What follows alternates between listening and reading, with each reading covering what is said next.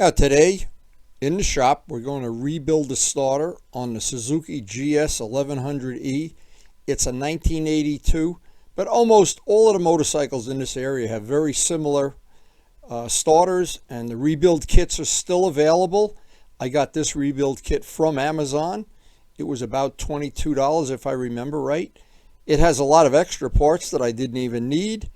And what I want to show here is it's a relatively simple job. There's one real tricky part when you go to get the back piece back on and you have to hold the brushes in place. And in the past I've found little tricks for doing that, like holding the brushes in place with safety wire. This one I didn't need to do that. It went pretty straightforward. And actually I think it's something every backyard mechanic can do. And you can watch it in 4K. Just reset your device. Now, on a previous video I showed how I diagnosed the bad starter in the GS. We've got it out of the bike. We've got the rebuild kit just came in today, so we're going to try to show how we rebuild the starter and get it back in the bike. Let's get the GS back on the road. Now, the GS starter is relatively easy to get out, but there is a little trick because the two bolts are in the back.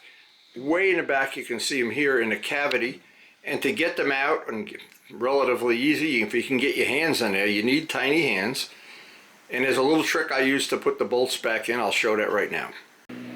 So when you go to put the bolts back in, and they are a little difficult to get in there, you have to kind of fiddle around, but if you put a little piece of rubber tubing, and it's just old fuel line tubing over the head of the bolt, it really makes it easy getting the bolts in and getting a couple of threads caught, and then you can use a wrench. And that is a tip worth its weight in gold.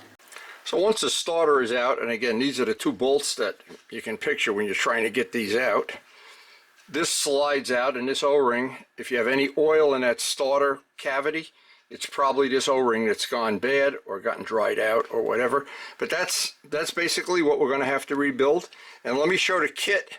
I got the kit from Amazon. Let me show what I got exactly. Now, Amazon sells this, and it comes from a company called Caltrick.com.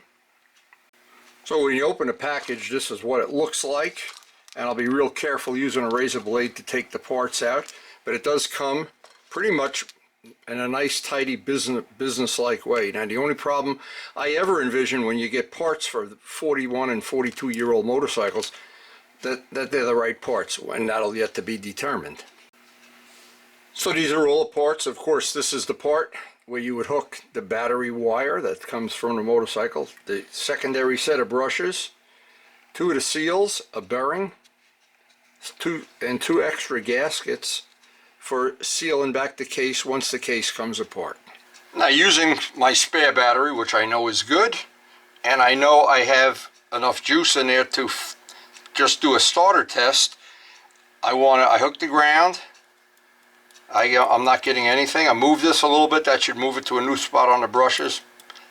Nothing. So I can almost guarantee that the only thing wrong with this starter right now is the brushes. So this is a pretty good tip that I've used on other things, but these bolts, when I've taken the first starter that I replaced, these bolts were really tight. They were Loctited in, I guess, at the factory. You can using a screwdriver, of course, or if you have an impact driver, but you've got to really, oh my God, the wrench, oh, there we go. The wrench really is a big help to getting these broken, and that's a trick you can use, by the way, on a lot of other things. The vise is a big help. So if you have a helper here, of course, he can hold it, but oh man, they are really in there. So we'll make sure we put a little Loctite on them when we reassemble this. But once those screws are loose, this will come apart, the back will come off.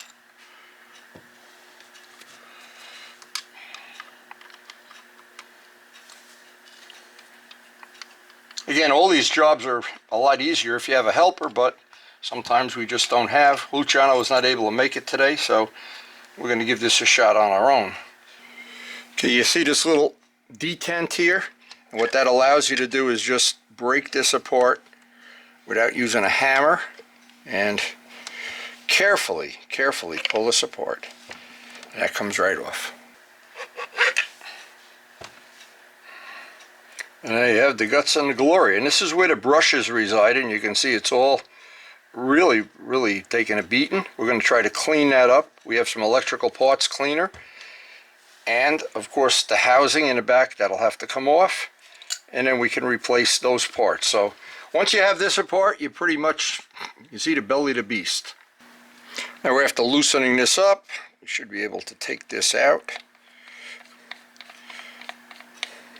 Now of course we're going to clean everything up before we put any of this back together again. Keep these pieces, carefully get them apart. So sometimes you have to use a little hammer to tap on the plate, just on the plate, because these little tangs are what holds it in, and a slight tap of a hammer will do that. And you've got to pull this out, you've got to get this out, and just the next step of this is time consuming. I want to clean everything up with electrical parts cleaner. Just to get an idea of how this actually works, these are the brushes that make the electrical contact. There's a little spring in there, and of course they gave you this part. We're not going to use any of this. We're going to use the whole new piece. But I just wanted to demonstrate how this works. And here you're connected, and that's the part of the starter that actually wears out in time. Especially, this is the second starter. The first one I didn't rebuild. I just put the other starter in, but so I have another starter. But this is the part that always wears out. And by the way, a small story while I have this apart. Vince had an old Aprilia, and he couldn't get parts, so he couldn't get a starter. And he was over here one day, and he looked at my extra GS starter. It was exactly the same as the Aprilia.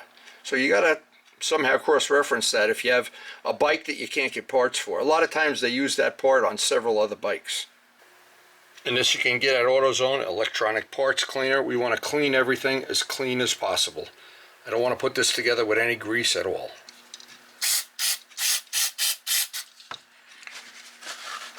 Now this part just gets time consuming, and you have a roll of paper towels because I don't want to put this back together with any of the material I don't need to be in there. Now, super important to me to have all these parts clean. Even if they were not this dirty, this looks pretty rough. But remember, these are over 40 years old, and they've got a lot of service on them. So one of the things I want to do here is just get the last little bit.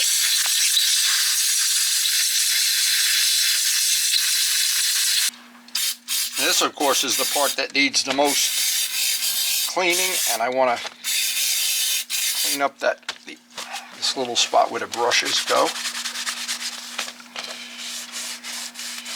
Now, you don't want to be tempted to take some 400 grit paper and do that. You want to do it with some super fine paper. I have 2000 grit. I want to check the bearing on this. The bearing feels fine.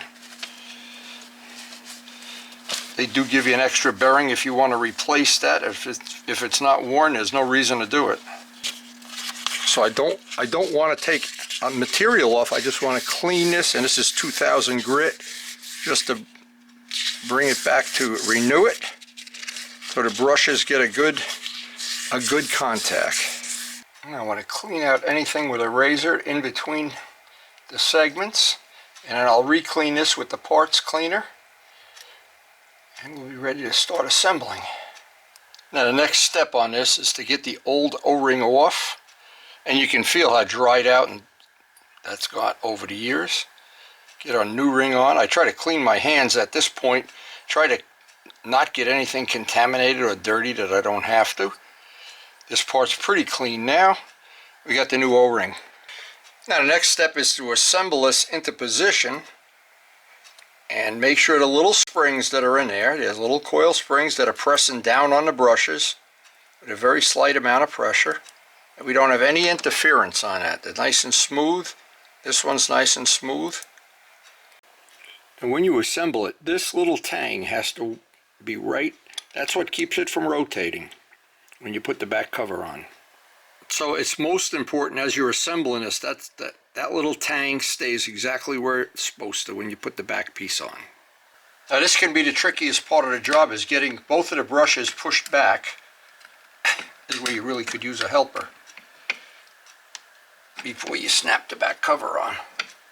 It's tricky getting it down in there. Now you got to make sure that notch is lined up.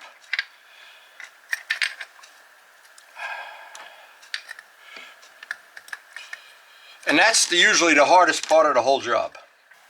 So there's a couple of things that'll make the final assembly easier. Where this one big detent is, I need to know if I can, well, let's see if I can do it this way. I want to get this part with the brushes in place. I've got to move it around. And sometimes you have to really, this is where you really need a helper. Get that lined up right there. Nope, that's not it. Got to get the thrust washer.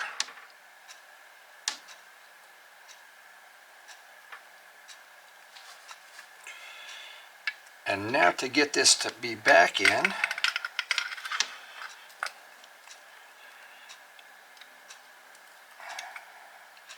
we need that part to line up. And once that snaps in, we're good to go.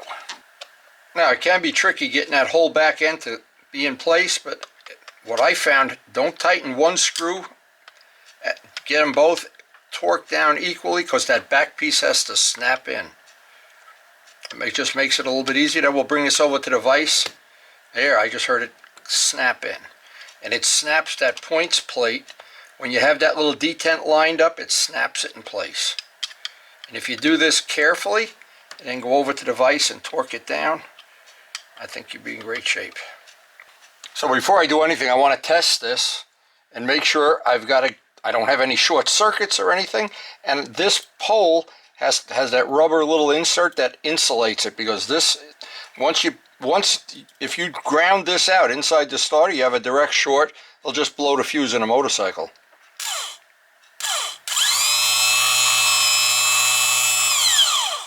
Sounds like it's good to go. It's a relatively simple job, but getting that back plate on can be tricky. And I take just the most important thing, I think, is to clean everything up before you put it back together. And I don't know what a new starter cost, but I do remember they were expensive. And so the rebuild kit, again, was about $22, $23. And hopefully this is now as good as a brand new starter. And one final little thing we want to renew. And again, if the bearings were bad, or if anything was sloppy in this, we did get a new bearing. It's I don't see any real need to replace it. Well, you can tell the difference when these O-rings get 40 years old. It's a problem. So anyway, what I wanted to do is just make this easy on myself. And there's another little trick that I've found. When you go to put this in to the case, ooh, that's nice. Just put a little bit of grease on that, and it'll keep the O-ring from getting pinched. So that's a pretty straightforward job of rebuilding a starter. Now what I do, I always save the spare parts, because you never know, and if a bushing or a bearing or something needed to be replaced in the future, of course we have the parts. We don't have to buy another rebuild kit. But I don't believe in replacing stuff that you really don't have to replace. So I always like to do my own work for a lot of obvious reasons. One of them, I know these starters are a lot of money, and the rebuild kit's relatively inexpensive. And when you do it yourself, you don't have to wait. There's a lot of things involved in it, and I just like the idea that I can do it myself. So any little tricks, any little tips that I've learned about this, like putting it back, we're not going to do that on this video. It's the end of this day. And getting those bolts in with the little piece of tubing on the top, a great tip. And that's what I try to do on the channel, is share usable, useful information that may help you enjoy your passion for motorcycling. Just worth adding, I've had a bad starter on the 750, but I had a spare bike. Of course, the GS is on the second starter. And the only other starter I've had an issue with, really, is the one in the R1. It was about 5 years old. It locked up solid, and I didn't want to take a chance because it was frozen solid. I just got a new one from Yamaha, but it was a lot of money. Trust me, and it took me 4 days to change it, not like this. So I hope you did enjoy the video.